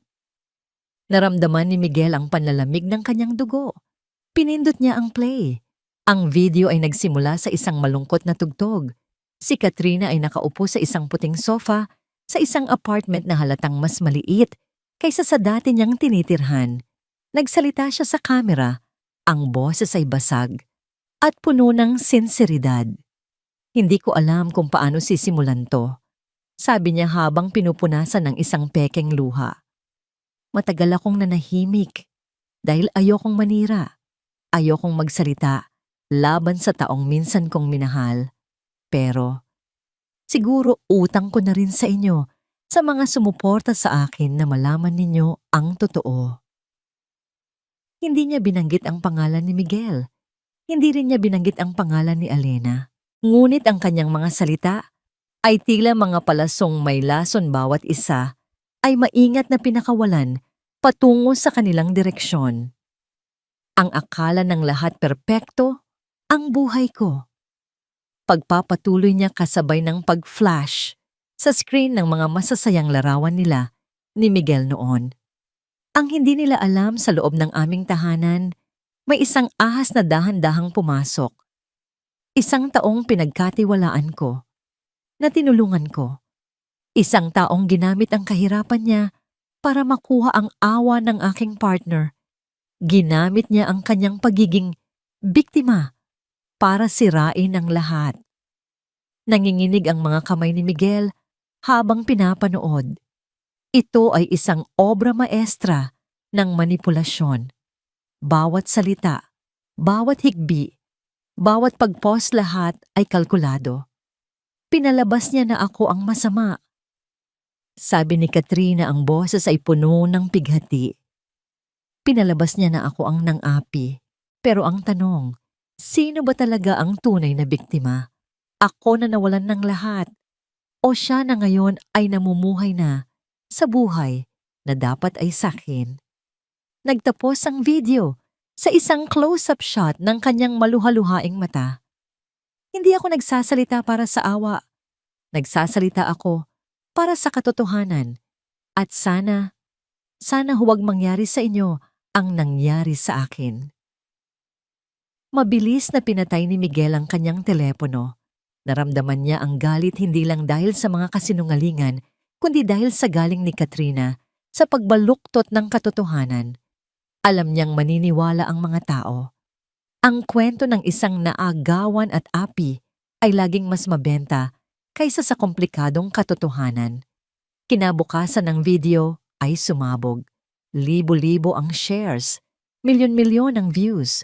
Ang comment section ay isang hukuman ng publiko at ang hatol ay malinaw. Kawawa naman si Kat. Halatang totoo ang sinasabi niya. I knew it. May something fishy talaga sa paghihiwalay nila. Sino kaya yung ahas? For sure isa sa mga katulong yan. Classic story. Sa eskwelahan naramdaman agad ni Alena ang pagbabago. Ang dating mga bulungan ay naging mas malakas. Ang mga tingin ay naging mas matalim. May mga nagpaparinig sa hallway. Mahirap na talaga magtiwala ngayon. No, kahit sa mga mukhang kawawa. Sinubukan niyang huwag pansinin. Ngunit ang mga salita ay tumatagos. Sa unang pagkakataon, sa loob ng maraming buwan, naramdaman niya ulit ang hiya. Ang pagdududa. Sinabi sa kanya ni Miguel ang tungkol sa video. Sinabi niyang huwag itong pansinin, na kasinungalingan lang ang lahat. Ngunit kahit anong pilit ni Alena, hindi niya maiwasan. Gabi-gabi binabasa niya ang mga komento. Ang bawat salita ay tila isang kumpirmasyon ng kanyang pinakamalalim na takot na siya ay isang mang-aagaw, na hindi siya karapat-dapat. Nagsimulang magkaroon ng lamat ang kanilang kapayapaan. Si Miguel ay naging mas iritable abala sa pagharap sa mga tawag mula sa kanyang PR team. Si Alena ay naging mas tahimik, mas malayo. Ang dating magaan na tawanan sa hapagkainan ay napalitan ng isang mabigat na katahimikan. Isang gabi habang nag-aaral si Alena sa kanyang kwarto, isang text message ang pumasok sa kanyang telepono. Mula ito sa isang numerong hindi niya kilala. Ang mensahe ay simple, 2 salita. Mang-agaw ka. Napabitiw si Alena sa kanyang libro. Ang 2 salitang yon ay tila isang malakas na sampal. Hindi na ito mga komento mula sa mga estranghero sa internet. Ito ay personal. May nakakaalam kung sino siya. Ang pader na maingat niyang itinayo sa paligid ng kanyang bagong buhay ay nagsisimula ng gumuho. Ang mga alingaongaw ng kanyang nakaraan, ang pagiging kasambahay, ang pagiging kaawa-awa ay bumabalik. At sa pagkakataong ito, mas malakas at mas mapanira kaysa dati. Ang mang-aagaw ka na text message ay simula pa lamang. Sa sumunod na mga araw ang impyerno ay tuluyan ng bumukas. Isang sikat na gossip blog na kilala sa pagiging walang awa ang nag-publish ng isang artikulo na may pamagat na Ang Sikretong Kwento, Paano'y Nakit ng Isang Hamak na Kasambahay ang Bilyonaryong CEO. Kahit walang pangalang binanggit ang mga detalye, ay malinaw ang anibersaryo ng kumpanya ang eksena sa red wine at isang malabong larawan ni Alena na kuha mula sa malayo noong araw ng party. Hindi na kailangang hulaan. Ang pangalan niya kahit hindi nakasulat ay nakaukit na sa isipan ng publiko. Ang unos ay naging isang dilubyo. Sa eskwelahan ang dating mga pahiwatig ay naging direktang pangiinsulto. May mga nag-iwan ng nakasulat na gold digger sa kanyang upuan. May mga humaharang sa kanya sa hallway para lang pagtawanan siya. Maging ang ilang propesor ay iba na kung tumingin sa kanya. Ang dating santuwaryo niya ang lugar kung saan niya tinutupad ang kanyang pangarap ay naging isang kulungan ng kahihiyan. Bawat araw ay isang pakikibaka para lang pumasok sa klase. Sa bahay ginawa ni Miguel ang lahat para protektahan siya. Pinagbawalan na niya si Alena na magbasa ng social media. Kinausap niya ang kanyang mga abogado para magsampan ng kaso laban sa blog. Ngunit ang pinsala ay nagawa na. Ang lason ay kumalat na. Haharapin natin to ng magkasama Alena. Lagi niyang sinasabi habang yakap-yakap ito sa gabi. Huwag kang maniwala sa kanila. Alam natin ang totoo. Ngunit sa kaibuturan ng puso ni Alina, isang tinig ang bumubulong. Isang tinig na katunog ng boses ni Katrina. Ikaw ang may kasalanan. Sinira mo ang buhay niya. Nagsimula siyang lumayo. Ang mga ngiti niya ay naging pilit. Ang mga yakap niya ay naging malamig. Isang gabi habang nag-uusap sila, hindi na niya napigilan. Baka tama sila, Miguel. Sabi niya ang boses ay basag. Mula nang dumating ako, nagulo na ang buhay mo. Siguro kung hindi ako dumating. Huwag mong ituloy iyan, mariing sabi ni Miguel. Binago mo ang buhay ko, Alena. Iniligtas mo ako. Huwag na huwag mong iisipin yan.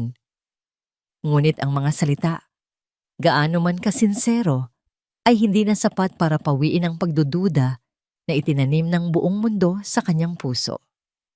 Isang araw pagkatapos ng isang napakahirap na araw sa eskwela, umuwi si Alena. Nabagsak ang balikat. Nadatnan niya si Miguel na kausap sa telepono si Gongad Lourdes. Narinig niya ang bahagi ng usapan. Yes, ma. I know it's affecting the company's image, pero hindi ko pwedeng pabayaan si Alena. Iyon na ang huling dagok. Ang kumpanya. Ang pinaghirapan ni Miguel dahil sa kanya nasisira ito. Sa sandaling iyon, isang bagong damdamin ang pumalit sa sakit at hiya-galit. Galit hindi kay Miguel kundi kay Katrina. At sa sarili niya dahil hinayaan niyang talunin siya ng mga kasinungalingan. Sapat na. Tapos na ang pagiging biktima. Hindi siya nagpaalam kay Miguel. Kinuha niya ang kanyang bag, lumabas ng bahay at sumakay ng taxi. May isang lugar siyang kailangang puntahan. Alam niya kung saan laging tumatambay si Katrina tuwing hapon, isang mamahaling coffee shop sa BGC kung saan gusto nitong magpakuha ng mga candid shots para sa Instagram. At hindi siya nagkamali. Naroon si Katrina nakaupo malapit sa bintana, perpekto ang ayos tumatawa habang kausap ang isang kaibigan. Para siyang walang anumang problema sa mundo. Nilapitan siya ni Alena. Dahan-dahan, ang bawat hakbang ay mabigat, ngunit puno ng determinasyon. Katrina, sabi niya. Ang kanyang boses ay kalmado na ikinagulat maging ng sarili niya. Napalingon si Katrina. Ang pagkagulat sa mukha nito ay mabilis na napalitan ng isang mapanuyang ngiti. Oh, look who's here! Sabi nito sapat na para marinig ng mga nasa katabing mesa. Nawala ka yata sa palasyo mo. May gana ka pang magpakita sa publiko. Hindi natinag si Alena. Tumingin siya ng diretso sa mga mata nito. Nandito ako para sabihin sa'yo tapos na ang pananahimik ko. Talaga ba? Tumatawang sabi ni Katrina. Anong gagawin mo? Iiyak ka rin sa social media. Sorry, di bagay sa'yo ang aacting. Hindi. Sagot ni Elena, ang boses ay lalong tumatag. Hindi ako iiyak. Sasabihin ko lang ang totoo. Pwede mong sirain ang pangalan ko sa lahat ng tao, pero may isang bagay na hindi mo kayang gawin. Hindi mo kayang sirain ang katotohanan. At ano ang katotohanan mo? Hamon ni Katrina, na ngayon ay medyo naiinis na. Ang katotohanan na inalipusta mo ako sa loob ng 2 taon. Sabi ni Elena, ang bawat salita ay malinaw at matatag. Ang katotohanan na ipinahiya mo ako sa harap ng sarili kong anak. Ang katotohanan na ginamit mo si Miguel para sa pera niya. At ang pinakamasakit na katotohanan, Katrina, ay kahit kailan hindi mo naman talaga siya minahal. Natigilan si Katrina. Ang mga salita ni Elena ay tumama sa kanya na parang mga sampal. Ang kaibahan nating dalawa, pagpapatuloy ni Elena, ay alam ko kung paano magmahal ng totoo kahit walang-wala ako. Ikaw kahit nasa iyo na, ang lahat, ang tanging mahal mo lang ay ang sarili mo. At yan ang dahilan kung bakit ka nag-iisa ngayon. Akmang sasagot si Katrina, puno ng galit, ng isang boses na puno ng awtoridad ang pumutol sa kanila. Tama na yan. Sabay silang napalingon. Nakatayo sa tabi ng kanilang mesa si Geng Lourdes Cervantes, ang mukha ay seryoso at walang emosyon na tila isang reynang biglang lumitaw. Tita Lourdes, nautal na sabi ni Katrina. Hindi siya pinansin ni Geng Lourdes. Tumingin ito kay Elena at bahagyang ngumiti, isang ngiti ng pag-apruba. Pagkatapos ibinaling niya ang kanyang malamig na tingin kay Katrina. Bata ka pa, Katrina, sabi niya. Marami ka pang hindi alam sa buhay, pero ito ang tandaan mo. Ang pamilya ko hindi mo kayang sirain. Subukan mo ulit at hindi na lang anino ko ang makikita mo. Ako mismo ang makakaharap mo. Ang banta ay hindi pa sigaw, ngunit ang bigat nito ay yumanig sa buong coffee shop. Walang sino man ang nangahas gumalaw. Napatulala si Katrina. Ang kanyang tapang ay biglang naglaho na palitan ng takot sa harap ng tunay na kapangyarihan. Hinawakan ni Geng Lourdes ang braso ni Elena. Halika na, Hija. Umuwi na tayo. Habang papalabas sila, nakita ni Elena si Miguel na naghihintay sa labas, ang mukha ay puno ng pag-aalala. Siya pala ang tumawag sa ina. Pumasok si Elena sa sasakyan. Nananatili pa rin ang panginginig sa kanyang mga kamay, ngunit sa kauna-unahang pagkakataon, ang panginginig ay hindi dahil sa takot. Ito ay dahil sa adrenaline, sa lakas na hindi niya alam na taglay niya pala. Hindi siya nagsalita. Hindi rin nagsalita si Miguel. Tumingin lang sila sa isa't isa. At sa tinging iyon, alam nilang pareho na isang malaking laban ang katatapos lang. At sa labang iyon, sa wakas si Elena ang nanalo. Hindi dahil sa tulong ng iba, kundi dahil pinili niyang tumayo para sa sarili niya. Ang komprontasyon sa coffee shop ay hindi na lumabas sa social media. Ngunit ang epekto nito ay mas malakas pa kaysa sa anumang viral video. Ito ay ang pagsisimula ng pagbaliktad ng gulong ng kapalaran. Ang pinakamalaking pagkakamali ni Katrina ay ang maliitin ang mga taong nasaktan niya. Isang linggo pagkatapos ng insidente, isa sa mga dati niyang kaibigan, isang kapwa-influencer na dati palihim niyang sinisiraan, ang lumabas na may dalang mga resibo. Nag-post ito ng mga screenshot ng kanilang mga lumang pag-uusap, mga mensahe kung saan ipinagmamalaki ni Katrina kung paano niya pinapaikot si Miguel. Mga mensahe kung saan tinatawag niyang kawawang pulubi si Elena. Isang maikling audio recording kung saan tumatawa si Katrina habang sinasabing, "Of course I don't love him. I love his bank account." Ang katibayan ay hindi maitatanggi. Ang publiko na dati nakikisimpatya sa kanya ay naramdaman na sila'y naloko. Ang Ngasha Justice for Katrina ay mabilis na napalitan ng Ha-Katrina Ice Over Party. Ang mga brands na dati nakapila para sa kanya ay isa-isang bumawi ng kanilang mga kontrata. Ang kanyang mga followers ay bumuhos pababa na parang isang talon. Sa isang iglap ang reyna ng social media ay naging isang pambansang katatawanan. Ang bilog ng karma sa wakas ay nagsara. Si Katrina ay hindi na muling narinig pa. Naglaho siyang parang bula-tinangay ng sarili niyang kasinungalingan. 1 taon ang lumipas. Ang hangin sa loob ng isang maliwanag na silid-aralan ay puno ng amoy ng Crayola papel at ng matamis na ingay ng mga batang nag-aaral. Sa harap nakatayo si Alena, hindi suot ang luma niyang uniforme, kundi isang simpleng bestida at isang malapad na ngiting hindi napilit. Sige mga bata, sino ang makakapagsabi kung ano ang aral sa kwento ni Langgam at ni Tipaklong? Tanong niya, ang kanyang boses ay malinaw at puno ng sigla. 20 maliliit na kamay ang sabay-sabay na nagtaasan. Ito na siya ngayon, isang student teacher sa isang lokal na pampublikong paaralan. Tinatapos ang kanyang huling taon sa kolehiyo. Dito, hindi siya ang kasambahay o ang babae sa tsismis. Dito siya si Teacher Alena, isang babaeng hinahangaan at minamahal ng kanyang mga munting estudyante. Dito sa gitna ng mga pangarap ng mga bata, natagpuan niya ang kanyang sariling lugar sa mundo. Isang lugar na itinayo niya hindi mula sa yaman ng iba, kundi mula sa sarili niyang lakas at talino. Isang hapon sa auditorium ng eskwelahan ni Leo, isang espesyal na programa ang idinaraos, ang Annual Arts and Recognition Day. And now for the most promising Young Artist of the Year Award, anunsyo ng principal for his exceptional talent, creativity, and dedication to his craft. Leonardo Leo de Guzman. Sa isang sulok ng audience, tahimik na pumalakpak si Miguel katabi, si Gangat Lourdes. Pinanood nila ang pag-akyat ni Leo sa entablado. Hindi na ang payat at mahiyain na bata, kundi isang binatilyong may tiwala sa sarili. Ang mga mata ay nagniningning. Sa kanyang talumpati, ang una niyang pinasalamatan ay ang kanyang ina. Para po sa mama ko.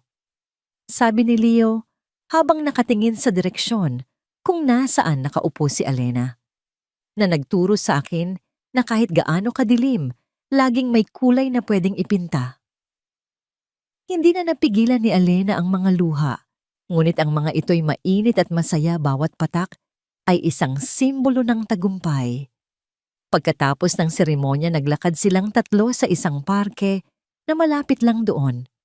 Ang hapon ay payapa at ang papalubog na araw ay nagpinta ng kulay kahel at lila sa kalangitan. Bumili sila ng sorbetes mula sa isang naglalako. Si Leo ay masayang tumatakbo sa unahan, sinusubukang habulin ng mga kalapati, hawak ang tropeyo sa isang kamay at ang sorbetes sa isa. Magkahawak kamay na naglalakad sa likod sina Miguel at Alena. Wala na ang bigat, wala na ang tensyon. Ang kanilang relasyon ay hindi na bago. Ito'y subok na. Hinarap nila ang unos at sa halip na masira, mas lalo pa silang tumatag. Hindi sila nag-usap tungkol sa kasal o sa mga malalaking plano. Hindi na kailangan. Ang kanilang pag-ibig ay hindi na nangangailangan ng mga engrandeng deklarasyon. Ito ay nasa mga simpleng bagay, sa paraan ng pagtingin ni Miguel kay Alena, na para bang siya ang pinakamagandang tanawin, sa paraan ng pagsandal ni Alena kay Miguel, na may buong tiwala, sa paraan ng kanilang sabay na pagtawa habang pinapanood si Leo. Huminto sila sa ilalim ng isang malaking puno ng akasya. Tumingin si Miguel kay Alena, pagkatapos ay kay Leo. Proud na proud ako sa inyong dalawa, sabi niya. At sa simpleng pangungusap na yon, nakapaloob na ang lahat. Ang paghanga, ang respeto, ang pagmamahal. Ngumiti si Alena, isang nangiting nagmumula sa isang pusong buo na at payapa. Hinigpitan niya ang hawak sa kamay ni Miguel. Kami rin sa'yo, sagot niya. Hindi sila ang prinsipe at ang Cinderella mula sa isang fairy tale. Sila ay dalawang taong sinira ng buhay pinagtagpo ng tadhana, sinubok ng mundo, at sa huli pinili na buuin ang isa't isa. Si Leo na ngayon ay papalapit sa kanila ay sumigaw. Mama Tito Miguel, tignan ninyo. Ang ganda ng sunset. Sabay silang tumingala. Ang araw ay dahan-dahang lumulubog sa kanluran. Ngunit alam nilang lahat na hindi ito isang pagtatapos. Ito ay isang pangako. Ang pangako ng isang bagong umaga na sasalubungin nilang tatlo ng magkakasama bilang isang tunay na pamilya.